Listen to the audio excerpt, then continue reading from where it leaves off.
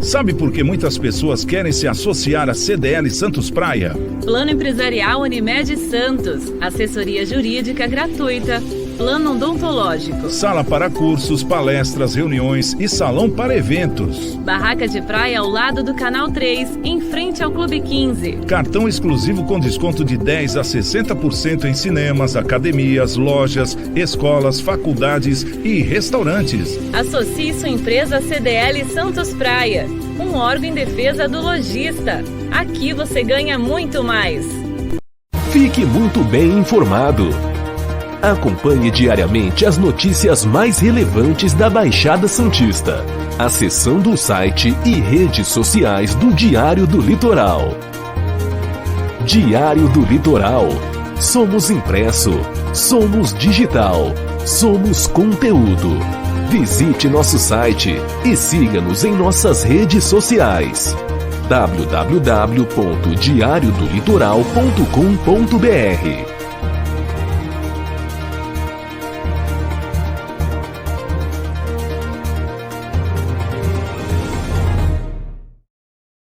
Olá, sejam todos muito bem-vindos. Uma ótima tarde para você que está conosco aqui na TV Unisantos, canal 40.1 no aberto e também o canal 12 da Claro TV. O pessoal que está conosco também é no canal 11 da TV Com, da Claro TV, no canal 8 da Vivo TV, também compondo aí a nossa bancada aí do programa Cidades em Debate, né? Então, boa tarde para você da TV Unisantos e boa noite para você na TV Com, porque na Unisantos o programa é de segunda a sexta, 13h, e na TV Com é às 19h. Bom, e a todas as cidades da Baixada também, sintam-se abraçadas, todos os 9 municípios que compõem a nossa região metropolitana. Bom, e hoje no Cidades em Debate, vamos trazer aqui, debater uma notícia de que as ocorrências de ameaça contra as mulheres aumentam em dia de jogo de futebol na cidade, ou seja, quando o Santos joga na Vila Belmiro, parece que aumenta e chega até 30% esse aumento aí, né?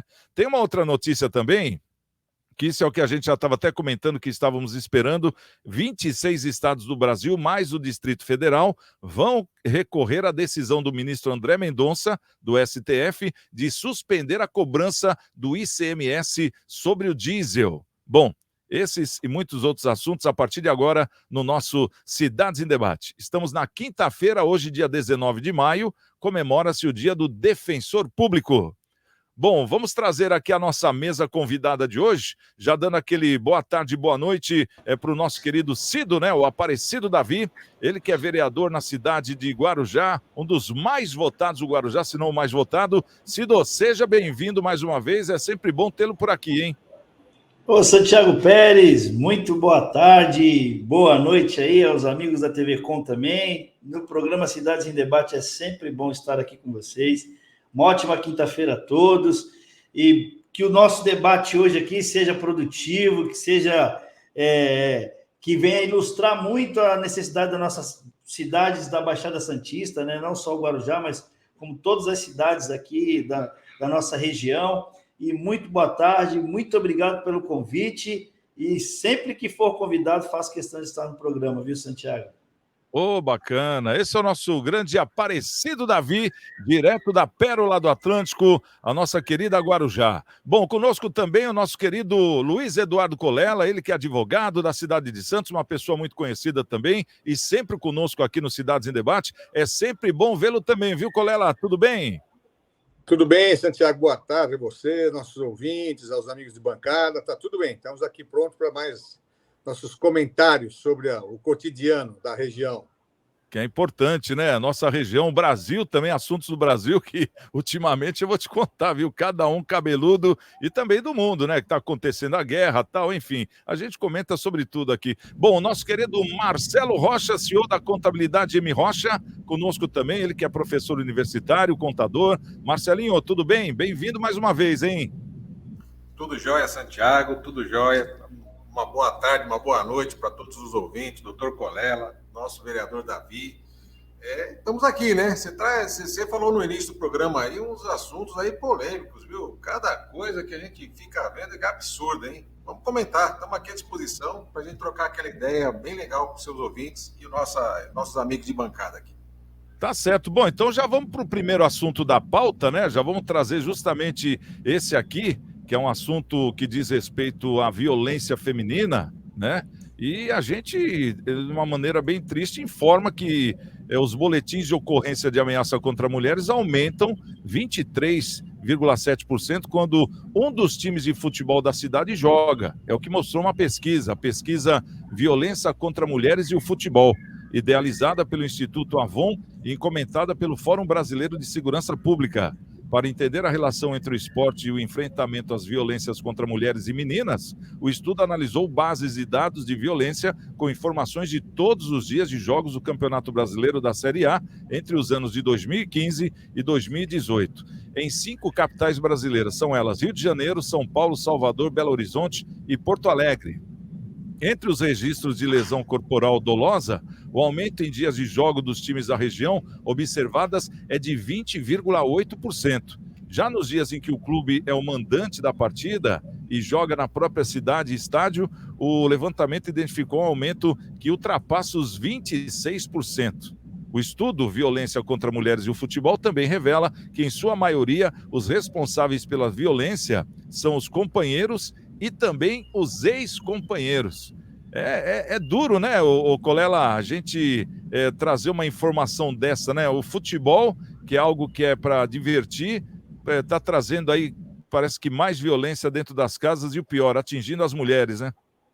Olha, Santiago, deve ser de tal monta essa violência que gerou essa pesquisa. Eu jamais teria imaginado um relacionamento de jogos de futebol com a violência doméstica. A gente vê de tudo, tal, mas jamais seria feita uma ligação dessa. Mas deve ser tão altos os números, né, da violência que começaram a constatar que era no dia dos jogos de futebol e fizeram a pesquisa que constatou efetivamente o aumento da violência. Eu não tenho nenhum estudo psicológico, não sou psiquiatra, não sou psicólogo, não dá para entender, né, a relação. O que você falou, futebol é uma coisa de entretenimento, a pessoa vai para o estádio para se divertir, muitos não. Né? Vou fazer aqueles vandalismos, aquelas atrocidades, mas esses são marginais, não são pessoas que vão lá para se divertir. Talvez esses, né, esses que deveriam ser defenestrados aí dos estádios, cometam as violências em casa, sem qualquer razão. O que a mulher, o filho, né, os familiares têm a ver com a violência e com o futebol? O que o futebol pode trazer violência dentro de um lar? É inimaginável isso. Agora que se apurou, isso tem que ter um estudo mais profundo para se evitar isso, esse tipo de coisa. A solução eu não sei efetivamente qual é, mas eu acho que agora que foi constatado isso, deveriam se aprofundar nos estudos e tomarem providências para orientar as famílias, quem comete a violência, né? Eu acho que quem comete a violência só tem uma solução. Para mim, é sempre ser preso, né? Sempre.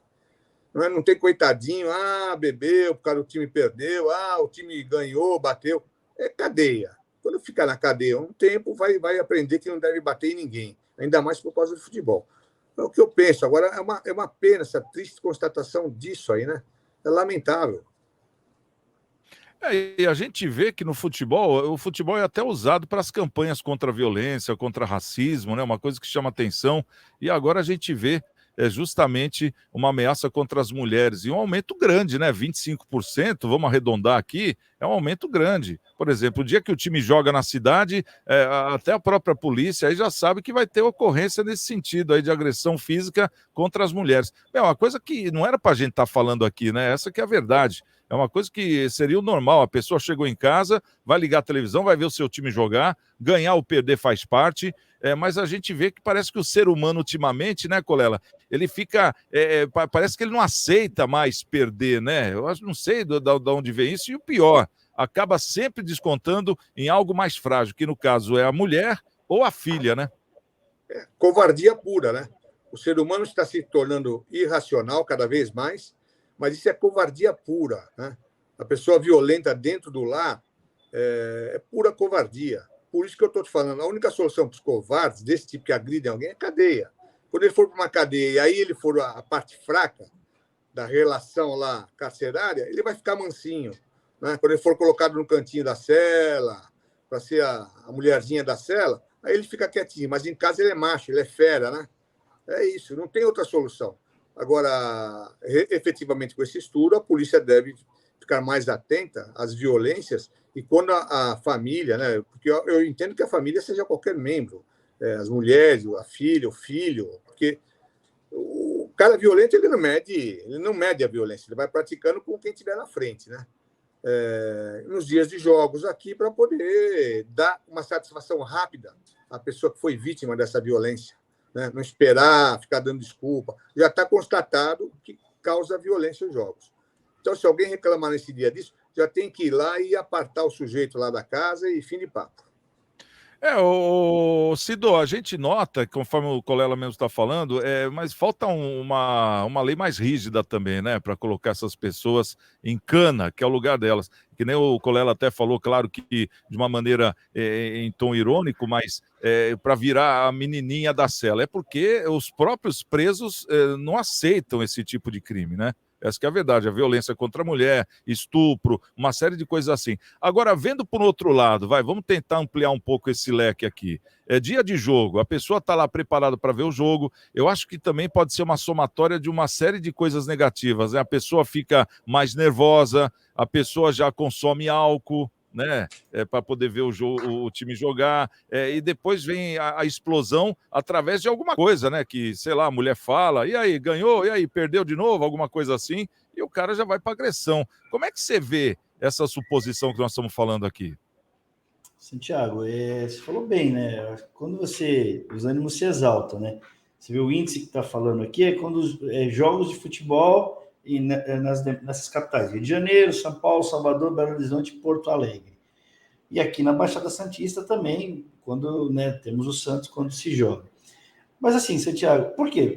Exatamente, o cara que vai ao futebol, ainda que seja proibido o consumo de álcool dentro de um estádio de futebol, mas no entorno não tem fiscalização para o entorno.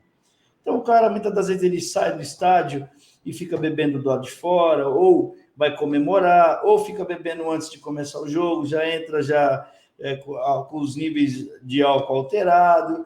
Então, muitas das vezes, o time dele não perde, os ânimos se exaltam, e aí o cara chega em casa. Imagina o cara chega em casa, tarde da noite, porque o time ganhou ou perdeu, foi comemorar de alguma forma, chega alcoolizado, a esposa vai questionar, o filho questiona, e aí é onde as confusões, as brigas, e aí as agressões, né? Infelizmente, eu vejo por esse lado, pelo uso excessivo do álcool, né? Nas imediações dos estádios de futebol, que é o que leva as pessoas a perderem a noção e acabar agredindo aí as suas esposas, família, filhos, né? Eu vejo por esse lado. É por aí que começa, né? Porque não tem outra explicação.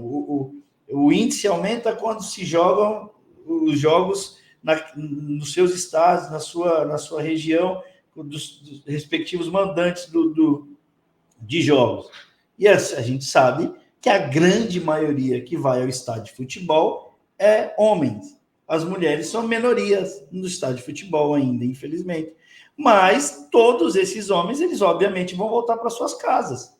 E aí é onde, muitas das vezes, a esposa não aceita a forma que o homem chega, ele já chega, de repente ele chega nervoso porque o time perdeu, aí a esposa, ele está alcoolizado, a esposa vai cobrar ele e pronto, aí vira um estopim danado, infelizmente.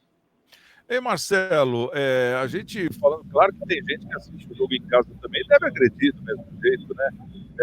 Mas a gente nota que os próprios times de futebol poderiam fazer uma campanha nesse sentido também, né? Sabendo dessa pesquisa, que é uma pesquisa que saiu agora a nível Brasil, com vários dados, bem abrangente, eu acho que seria, assim, de fundamental importância os times começarem a falar sobre isso também, porque a gente vê que até dentro do estádio mesmo, quando tem uma bandeirinha, quando tem aí uma juíza, né, que de vez em quando aparece, tanto que ultimamente não tem nem aparecido, porque ela sofre muita agressão verbal, porque a agressão não é só essa de bater também, né? É aquela agressão verbal, o cara, gostosa, não sei o quê, começa a falar um monte de barbaridade ali na frente de todo mundo. Isso aí é o maior bullying que existe. Tanto que várias mulheres não querem mais entrar em jogos de futebol, só quando é jogo feminino mesmo, porque o público é uma outra proposta, enfim. Mas o que você acha que poderia ser feito aí em questão de campanha, Marcelo, nesse sentido? Porque elas sofrem agressão já dentro do campo, né? Inclusive mulheres que vão assistir jogo,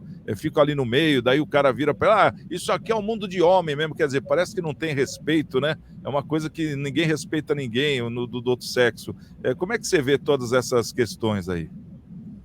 Olha, Santiago, acho que a melhor campanha para isso daí, o doutor Colela já disse, é a quebra da impunidade. Tem que realmente, pegou um caso como esse, tem que realmente colocar o cidadão lá na cela, né, prender e fazer ele virar aquela mocinha lá, tal, né, que aí, quando percebe-se que quando se comete um crime dessa natureza, o cidadão vai preso, aí, obviamente, ele vai pensar uma, duas vezes antes de cometer o crime, né?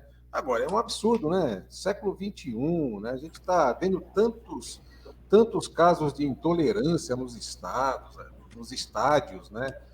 Em vários ambientes aí também. Apesar que também tem muita coisa chata, né? Tem muita coisa também que eles extrapolam a questão da intolerância para além da intolerância, né? Mas também tem coisa que, poxa vida, né? Para quê? Né? Para quê? Brigar por causa de futebol. Os jogadores estão ganhando fortunas, os times ganham fortunas, e os torcedores ganham o quê? A satisfação pelo time ser campeão, por ganhar um jogo, tudo bem, ganhou, beleza, comemora, tal, perdeu, né? Acabou. O que você ganhou, o que você perdeu financeiramente com isso, né? Financeiramente até perde, né? Porque vai no estádio, gasta para parar o carro, para chegar até lá e tal, né? Agora, descontar em casa, nos filhos, na mulher, nos animais, né?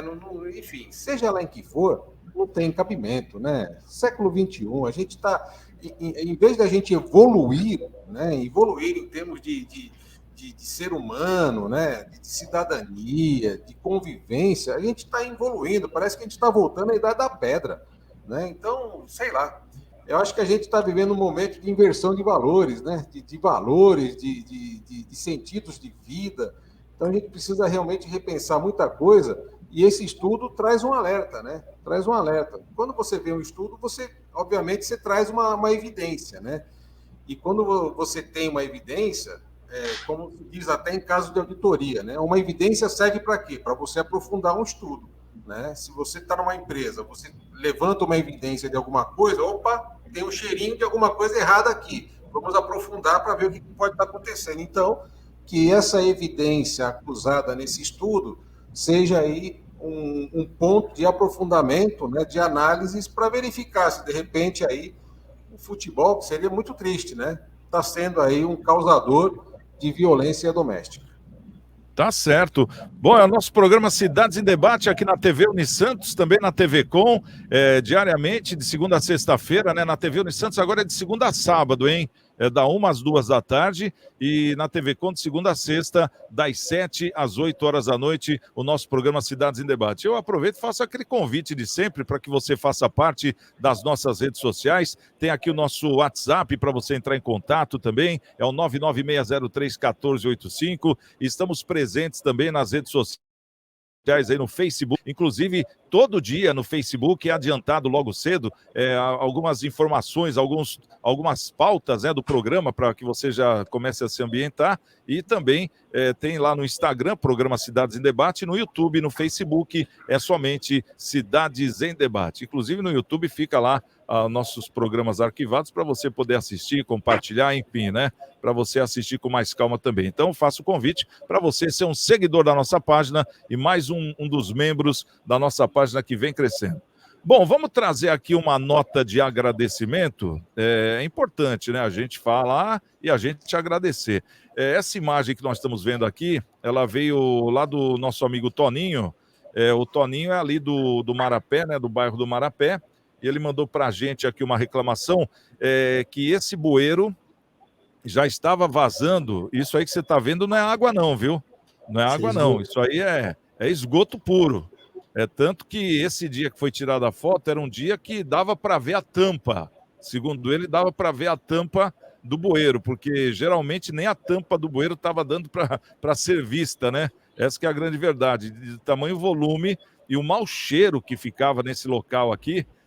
E o pior de tudo, essa tampa aqui ela fica numa posição onde os carros que passam, eles pisam em cima dela. E ela está meio solta, e você está vendo aqui, tem os respingos, né? Que está indo até a calçada, e acaba caindo na calçada mesmo. Você está vendo, está molhada aqui a calçada também, cheia de marcas, né? Esses dejetos, pessoas que estavam passando na calçada, eram surpreendidas com esse banho que ninguém quer, né? É uma outra posição aqui, ó, tirada da calçada, estava desse jeito. E então, o que nós fizemos? Isso aí foi 1,5 Depois de 1,5 nós fomos atendidos e a prefeitura, junto com a Sabesp, tomaram providência. E agora parece que temos aqui um filme. Vamos passar o filme aí do próprio Toninho. Ele mandou uma filmagem de agradecimento aqui ao nosso Cidades em Debate, também a Sabesp e a Prefeitura, e ele falou que identificaram aonde estava o problema. Vamos assistir. Aí, Santiago. Valeu, Santiago. Obrigadão. Foi resolvido. Aqui eles não quebraram nada na rua não, Santiago. Aqui só, mas na Guilherme Alves, eu vi o caminhão quebrando na rua e arrumando o esgoto lá. Acho que é a rede, né? Tava entupido lá e resolveu. O importante é que resolveu aqui, ó. Tá resolvido, ó. Aí.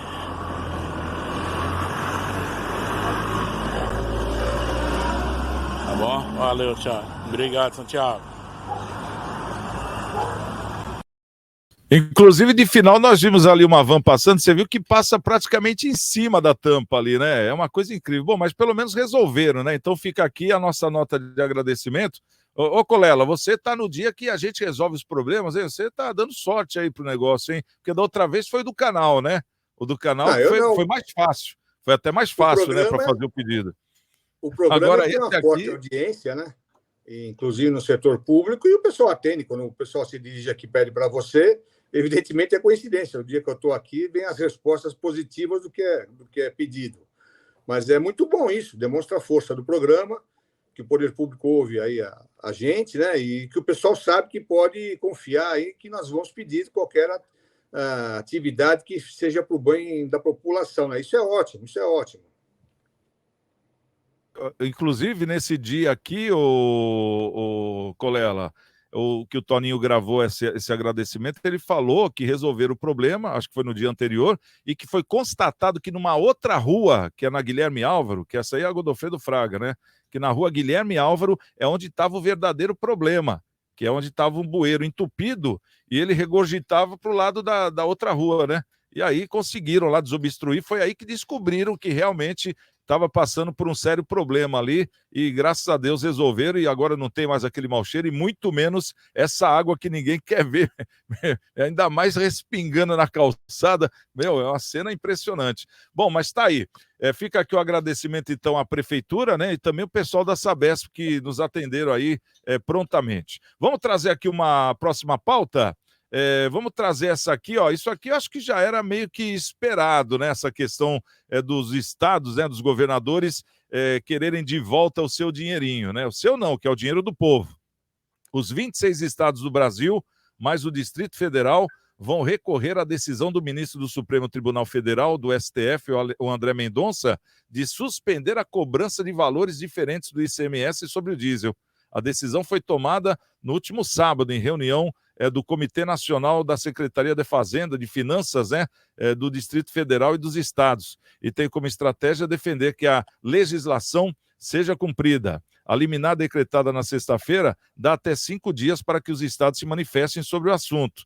E aí o que acontece? O diretor institucional do Concefaz, o André Horta, ele declarou que os estados iriam entrar com uma medida, e foi isso que aconteceu. Então, os estados realmente estão entrando com uma ação contra essa liminar, para que seja retomada aquela taxa que existia antes.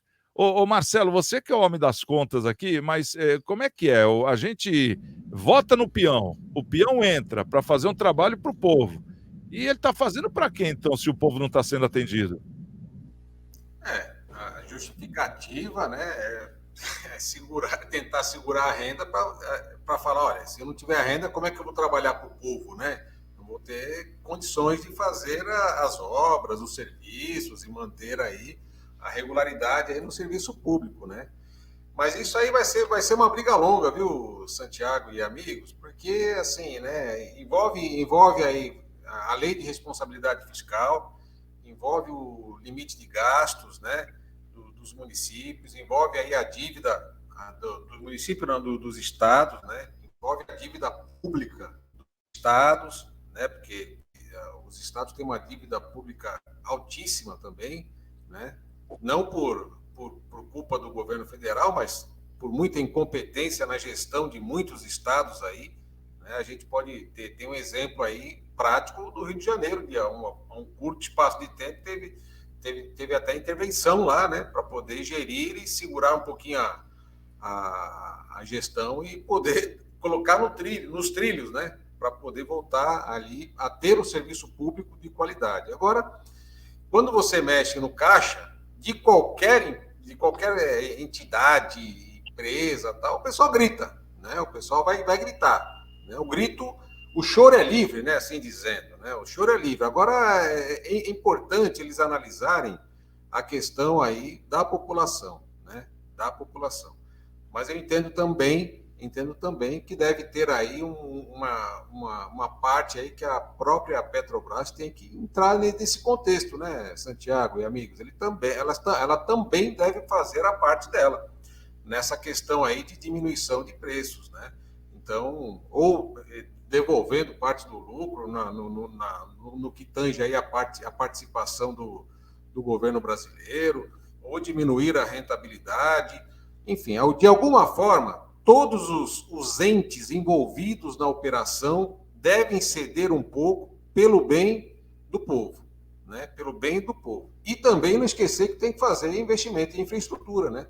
Porque se fizer tudo isso aí e não investir em refinaria, não investir em tudo aquilo que precisa para que o custo diminua internamente, não vai adiantar de nada, né? Num curto espaço de tempo, os valores começam a subir de novo, né? Até porque é uma commodity, né? Então, isso aí, conforme vai tendo a movimentação de mercado mundial, não tem jeito, vai refletir aqui no mercado brasileiro também. Então, vamos acompanhar cenas dos próximos capítulos e ver a interferência dos ministros do STF nesse contexto. Porque quando entra algum movimento que vem do governo federal, nós já sabemos a posição de alguns ministros do STF, né? Que vão ser contrários aí. Agora tem 2 ministros lá que veio desse governo, vamos ver como é que vai ficar a situação. É muito complicado isso tudo. Ô, Colela, eu nunca imaginei na minha vida que a gente iria ver a Petrobras como a inimiga do Brasil, porque na verdade o que está se formando é isso, é um grande inimigo. Nós estamos criando um monstro, porque esse monstro, na hora que precisa, ele pega o nosso dinheiro e não devolve, e na hora que não precisa, ele fica acharcando de outro jeito. Ou seja, o brasileiro sempre está pondo a mais do que deve. Porque o que acontece hoje no Brasil? O Brasil tira petróleo. O pessoal pergunta, pô, mas a gente não tem petróleo? O Brasil tira o petróleo, ele tira. Mas esse petróleo que o Brasil tira, ele é mandado para fora do país, e lá é feito o refino, ou seja, entra o papel da refinaria, né, para depois voltar para o país para ser vendido. Quer dizer, não era mais fácil, então, não precisar tirar o nosso petróleo e já trazer direto de fora, que iria ser muito mais barato, Colela? Não, eu não vejo assim. Para a Petrobras parar de fazer esses absurdos contra o país, ela tem que ser privatizada e abrir o mercado para concorrência com outras empresas de petróleo, né, como acontece nos Estados Unidos, onde uma vende num preço hoje, amanhã todo mundo baixa, não tem, e se alguém combinar preço, vai todo mundo para a cadeia, né, os diretores das empresas. Aqui a Petrobras faz o que ela quer. Infelizmente, e numa realidade, né, ela não está fazendo o que ela quer. Ela vinculou o preço do nosso petróleo ao dólar, mesmo sendo tirado aqui, mas nós não temos refinarias suficientes para trabalhar com esse petróleo e fazer gasolina, querosene e outros produtos, subprodutos do petróleo, né? Inclusive, uma que estava sendo feita no Nordeste, foram gastos 13 bilhões e está lá virando ferro velho, porque a corrupção dos governos anteriores não terminou, como todas as obras que não se terminaram dos governos anteriores, né? Infelizmente é isso. Se nós tivéssemos mais refinarias, nós não estaríamos passando esse problema tão grave. Mas não é só o Brasil, nós temos que ver que não é só o Brasil, é o mundo todo. O que se tenta fazer pensar que só o Brasil tem esse problema. E não é só o Brasil, né? Nós estamos sofrendo mais, porque nós nunca tivemos esse problema, a não ser quando tinha inflação lá, 40 anos atrás, quase 50 anos atrás. Mas essa geração de lá para cá nunca teve esse problema. Então, isso daí se avulta de tal maneira, mas é o mundo todo, né? Agora, o que o governo está fazendo é fazer valer a lei complementar 192, que foi aprovada pelo Congresso. Pelo Congresso. Os governadores que são contra a cobrança de um valor fixo do diesel deviam ter combatido a lei no Congresso, e não contra o presidente agora, que ele só está fazendo valer a lei, né? Evidentemente, algum iluminado do STF vai tentar obstar isso, porque eles acham que eles podem influir em tudo no país, inclusive na política econômica de desenvolvimento do país. São eles que decidem, não é mais o presidente da República e não são mais as leis que o Congresso aprova. É o que eles entendem que é. Entendeu? Infelizmente, nós temos nessa situação. É uma lei para unificar todos os valores de imposto do diesel, sobre o diesel, né, no país. Seria cobrado tipo R$1 só por todos os estados sobre o diesel, e não percentuais sobre o valor da gasolina sujeito a altas e baixas, né?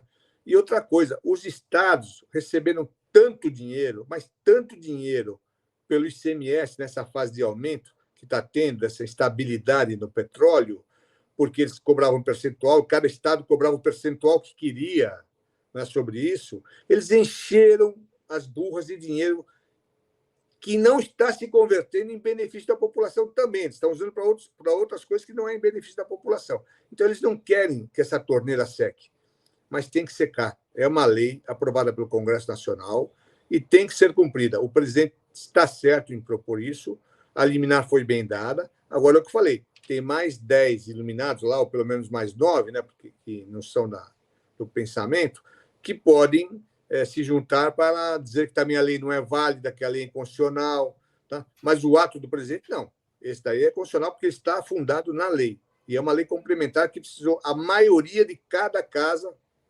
legislativa, a maioria da Câmara e a maioria do Senado para ser aprovada. Então, é isso aí. O presidente está fazendo valer a lei. E é isso que tem que ser feito. O presidente está aí para isso.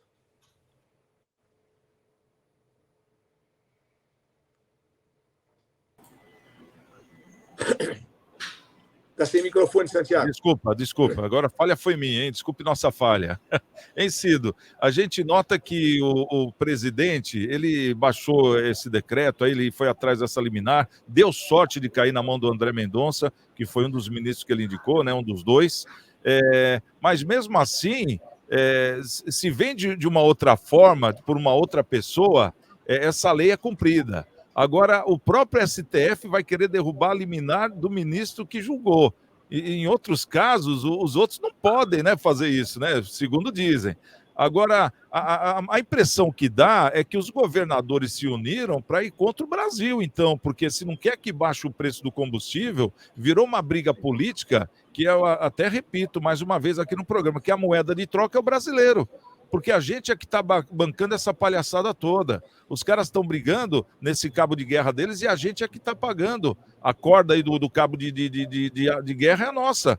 Né? A gente está sendo puxado para lá e para cá e bancando essa brincadeira. Isso que é o pior. Como é que um governador do Estado é contra, Cido? Você como um político, como é que um dirigente do Estado pode ser contra o próprio povo para manter o preço alto do combustível? Fala para mim. Santiago, infelizmente, essa briga de poderes, quem sofre com tudo isso é o povo, né?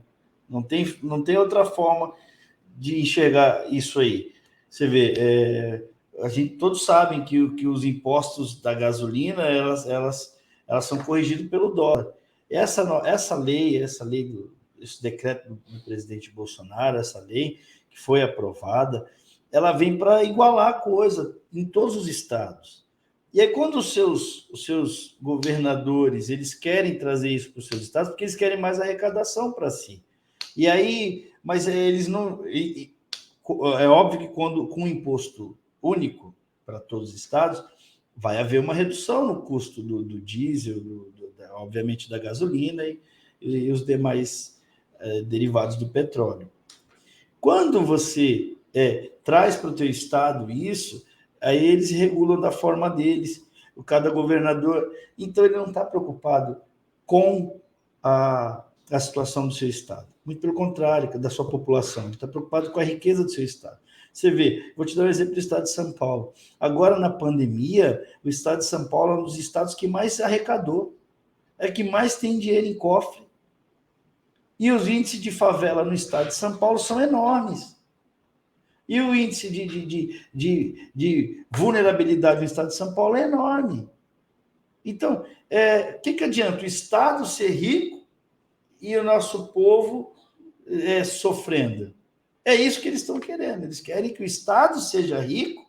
Como que pode? Vivemos uma pandemia que as pessoas não se recuperaram ainda, vivemos um momento pós-pandemia aí, que é a crise econômica da pandemia, e o nosso estado ficou mais rico do que já era.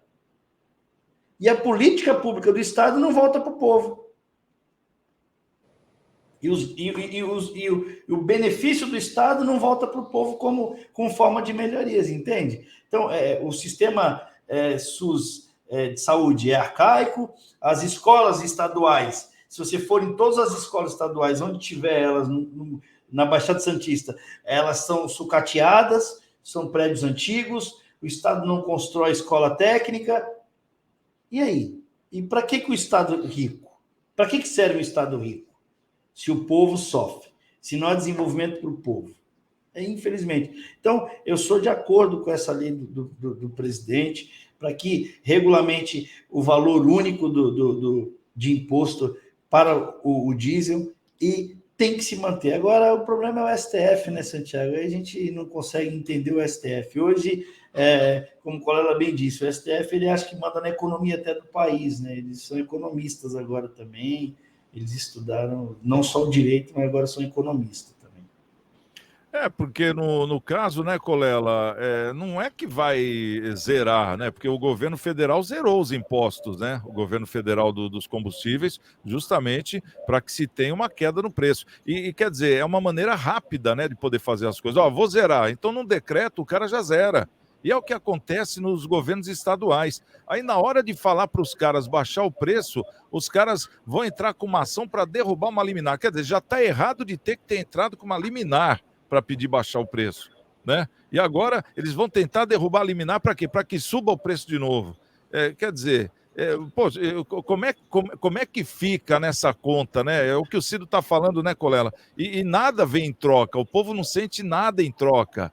Quer dizer, estão usando mesmo o povo como moeda de troca, porque, tipo, não aconteceu nada, a escola do seu filho como está velha. E parece que tudo é culpa de quem está dirigindo o país, sendo que quem está dirigindo o Estado está dirigindo de uma maneira mal feita. Eu estou errado?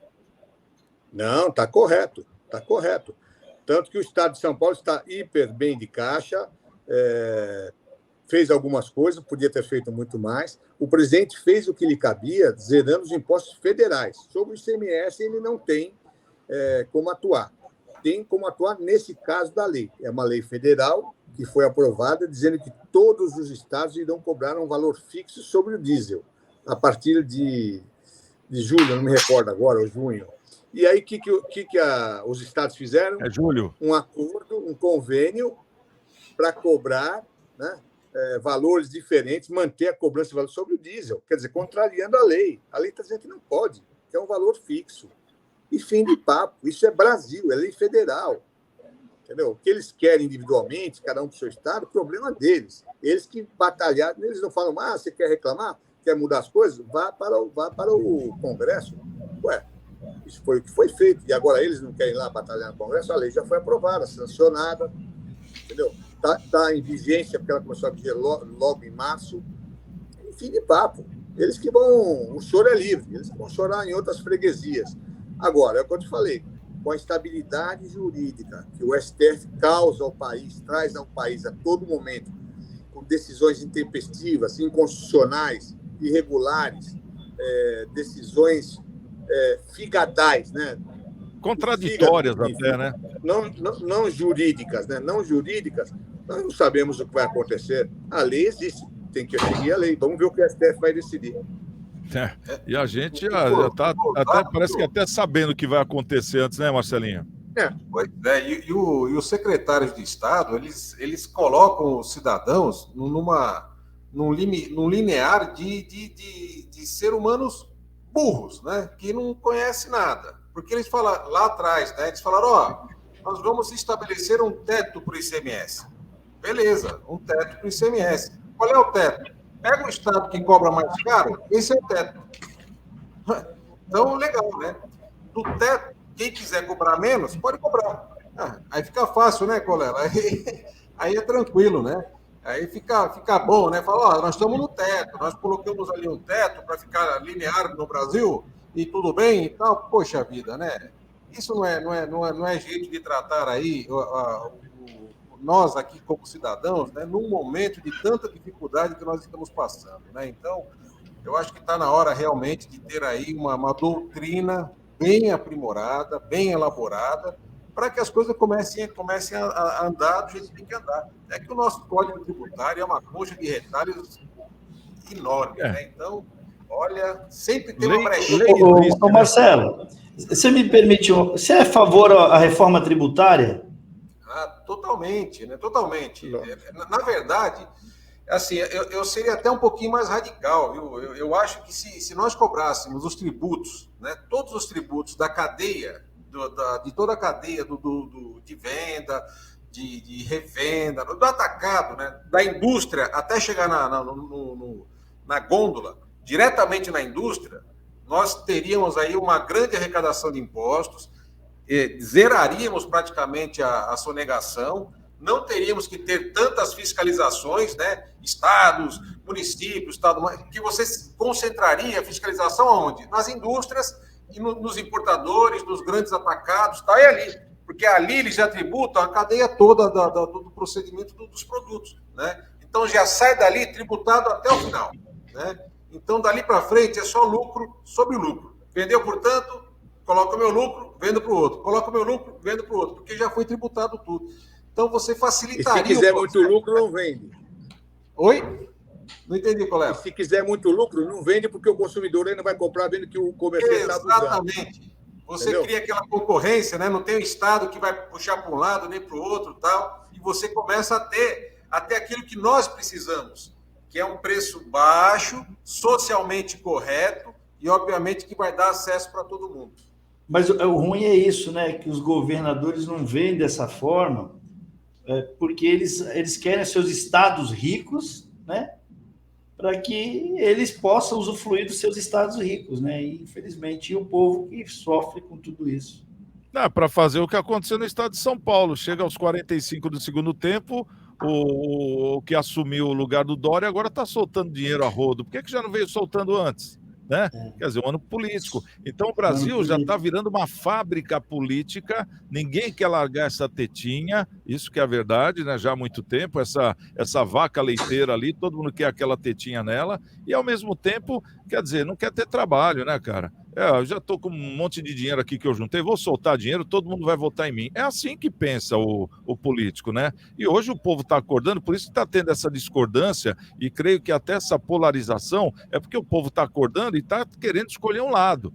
Muitos estão escolhendo o lado certo, pelo que a gente vê. Nós vimos lá no dia 7 de setembro o que aconteceu no primeiro chamado que foi feito. As pessoas foram para a rua, as pessoas querem ir para a rua civilizadamente. É isso que as pessoas querem. 1º de maio. Né? Então, 1º de maio. Então, quer dizer, o brasileiro está acordando e está escolhendo o seu lado. Essa que é a verdade. Então, eu acho que daqui para frente, os políticos é que vão ter que se readequar, se eles quiserem voto. Não é mais sentar na cadeira e no ar-condicionado para não governar. Vai ter que gastar sapato, ver o que está acontecendo na rua e governar, senão roda. Essa que é a grande verdade. Bom, vamos trazer aqui o nosso Momento Câmara, o nosso querido Maurício Araújo, trazendo as informações das câmaras municipal. Mas antes, tem um recadinho aqui. Sabe por que muitas pessoas querem se associar à CDL Santos Praia? Plano Empresarial Unimed Santos, assessoria jurídica gratuita, plano odontológico. Sala para cursos, palestras, reuniões e salão para eventos. Barraca de praia ao lado do Canal 3, em frente ao Clube 15. Cartão exclusivo com desconto de 10% a 60% em cinemas, academias, lojas, escolas, faculdades e restaurantes. Associe sua empresa à CDL Santos Praia, um órgão em defesa do lojista. Aqui você ganha muito mais. Bom, vamos lá, Maurício Araújo trazendo o nosso Momento Câmara. É com você, Maurício. Thiago Pérez, tudo bem? Olha lá, Santiago, as notícias que eu trago hoje da Câmara Municipal de Santos e Praia Grande. Bom, Santiago, em Santos, um projeto de lei que cria a Política Municipal de Educação Ambiental. Essa política municipal atende os critérios, né, de projetos constitucionais federais e estaduais. Tá? Existe a Carta da Terra, existe o projeto de educação ambiental federal, também atende parte dos projetos que foram criados lá atrás, em 1988, na Constituição, que fala de conscientização de meio ambiente, educação ambiental e tudo mais. Agora, depois que foi entregue um projeto que a Prefeitura e a sociedade civil organizada criou em conjunto, eles criaram em conjunto, né, um projeto que começou em 2018 e foi finalizado lá em 2020. Tá? Então, passaram por alguns ajustes, agora, e atrasou também por causa da pandemia, né, mas foi colocado em votação um projeto de lei. Vai passar, lógico, porque vem do Executivo, né, e esse projeto de lei, então, ele cria esse sistema, né, de política municipal de educação ambiental. Como é um projeto, ele tem validade de 10 anos. A ideia é que durante esse período de 10 anos, essas políticas de conscientização e desenvolvimento de posturas, né, ambientais mais assertivas, né, para o meio ambiente, possam ser implementadas nas escolas públicas e serem discutidas com a sociedade civil. E aí sendo mensurado o período desses 10 anos para ver o resultado que o município vai obter aí depois desse período, né? É um projeto interessante, né? Um projeto que está alinhado aí com as diretrizes nacionais e até mesmo algumas diretrizes internacionais.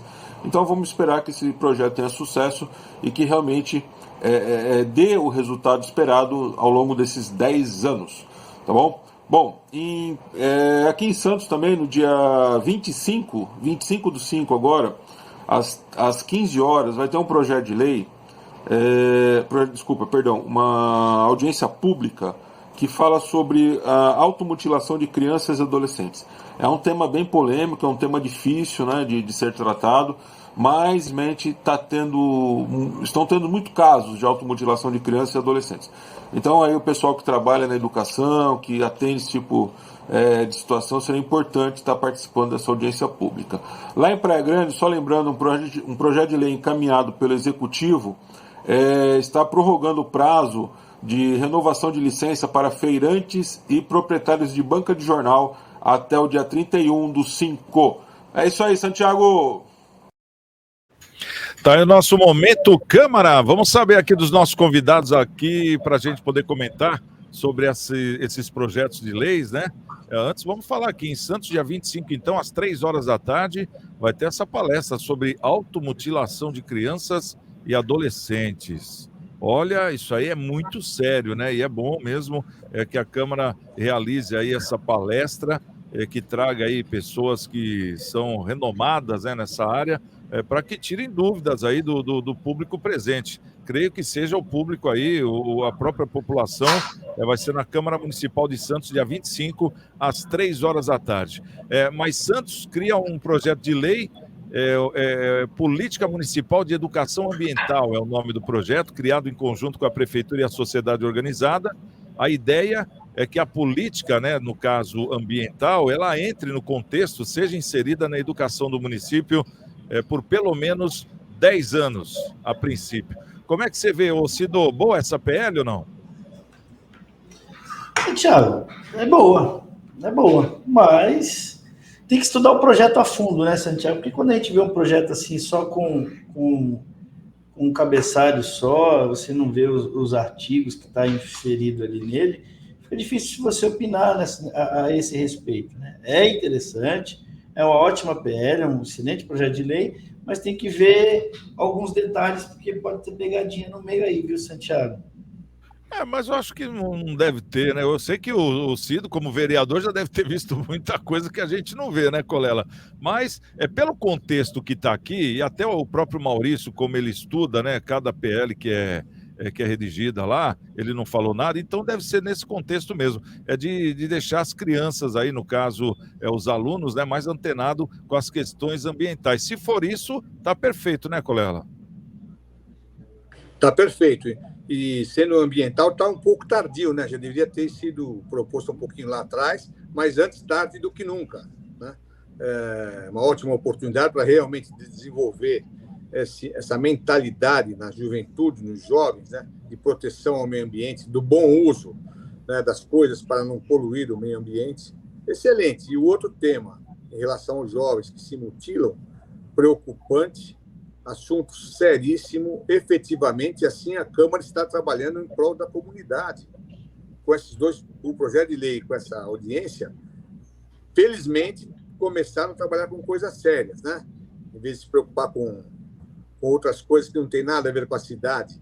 Então, esperemos que só tenha sucesso esses dois movimentos da Câmara e alcancem o objetivo de trazer o bem-estar à população. Sabe por que eu estava falando isso, Santiago? Você me permite voltar a esse assunto?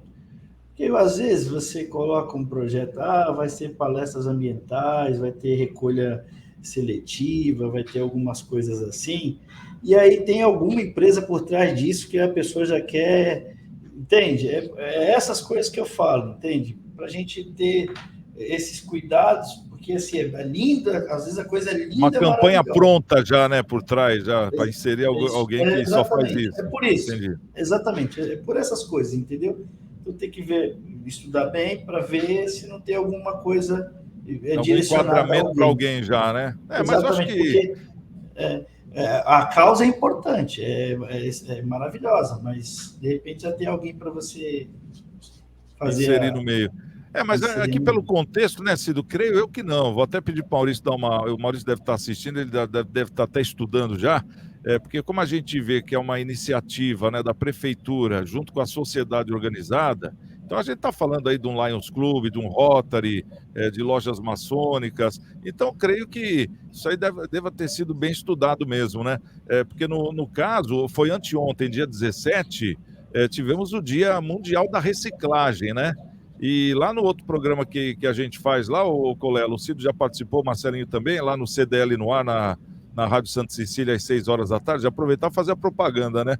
Teve o Dia da Reciclagem. Aí foi feita a pergunta, você acha que o Brasil, numa pesquisa que nós temos lá diariamente, você acha que o Brasil necessita de uma campanha para falar sobre a reciclagem?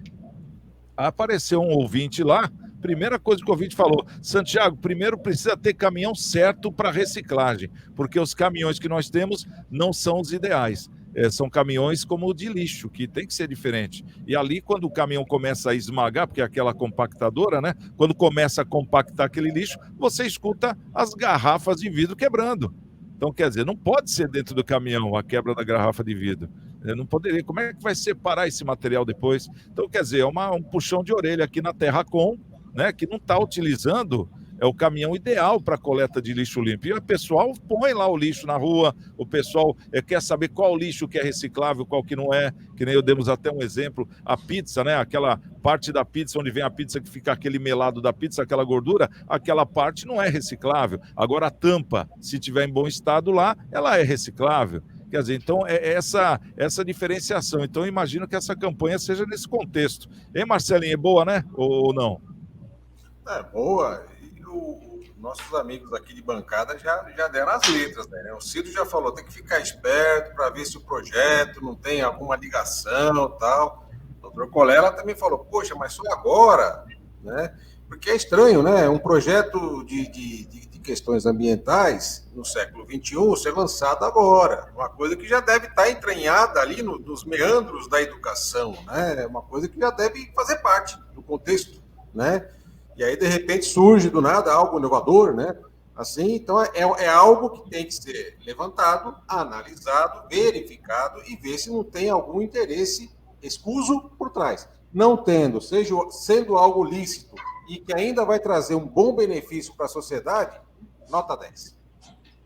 É isso que o Cido falou, viu, Cido? É de suma importância, hein? Bom, Marcelinho, eu vi que você se sentiu meio prejudicado aí por ter sido o último a falar, então você vai ser o primeiro a falar agora, porque a terceira pauta aqui do Momento Câmara é só para avisar que prorrogou o prazo para feirantes e bancas de jornal, né, para renovação de licença até o dia 31 agora, de maio. Mas tem essa aqui, né, essa palestra sobre automutilação de crianças e adolescentes. Rapaz, hoje em dia tem tanta coisa que a gente tem que se preocupar. Você já parou para pensar nisso, Marcelo?